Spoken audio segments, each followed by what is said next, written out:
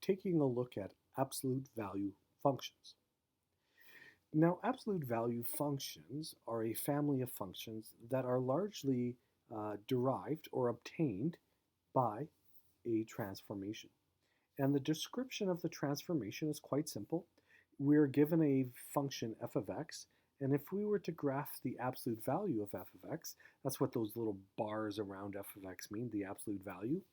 We just simply take the points x comma y that are on my graph, and we transform them into a new graph, x comma the absolute value of y. Now, you may be asking, what does the absolute value mean? Well, the absolute value of a number can be thought of as the magnitude of a number, or it can be thought of as the distance away from zero. And in fact, clever high school students have developed their own great definition of this, and I'll come to that a little bit later. So anyways, just as a brief warm-up, this is my function f of x. It's black, as we see on my graph. If I was to graph the absolute value of f of x, it looks like this. So in other words, whenever my function was positive, it remains so. Now when I say my function is positive, I meant my y values of my function is positive. The function appeared like it stayed the same. Yet when my function or the y values of my function are negative, it almost seems like somehow it was reflected about the x-axis. And in fact, that's what we're actually going to be doing with absolute value functions. A critical point, let us agree, is the x-intercept. The x-intercept is where the behavior of my absolute value function, seems to have changed. In other words, there's a point right here. Let's take a look at a second example. Now this second example is a little bit more rigorous. So I'm going to challenge you to press pause. Given f of x is equal to negative x squared plus 4, I would like you to create a table of values.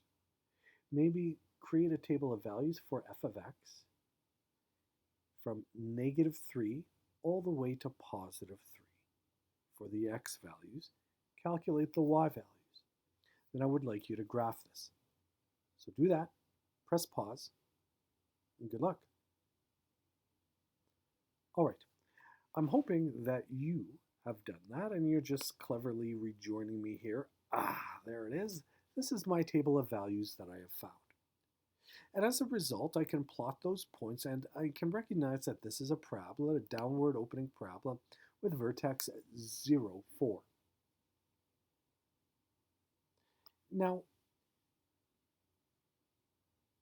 if I can ask, I'm going to transform point negative 3, negative 5. So if I look at my transformation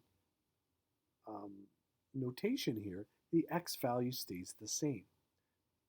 What will that new point turn or become on my absolute value function, which will be in a table I'm pulling up in blue?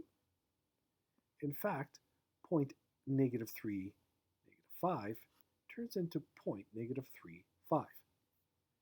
So I'm just going to maybe put that point right there. Negative 2, 0, I take the absolute value of 0. How far is 0 away from 0? 0 units. Negative 1, 3. Pardon me, negative 1, 3.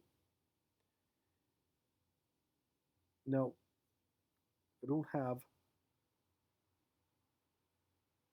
I don't have 0, 4, my apologies, but I do have 1, 3. 1, 3 stays the same somehow magically, and 2, 0, and 3, 5. So I have these new points. This is not generally correct, but high school students use this to their advantage. absolute value functions can be thought of as simply making your numbers positive. It's not entirely correct. So in other words, if your number is positive, it remains positive. Now we're going to do that with a graph, and what I'm going to say is if my graph is positive, it remains so. However, if my y value is negative, we have to make it positive. How? By multiplying it by -1. I'm hoping that you can recall from the first unit, if we multiply the y values by -1, we really reflected about the x-axis. So I can quickly sketch my graph. My absolute value graph is in the blue, and that's what it looks like. Notice that my original arm here was the black arm was reflected to become positive. My y values are positive. In the middle, my function was positive, or the y values of my function were positive, so it remained the same. Now, on the rightmost domain, where my regular function was negative, that's not allowed in absolute value, so we had to reflect that above or about the x-axis. Now, don't stress too out much if you're struggling with these ideas. This is meant strictly as an introductory video. There's more to come.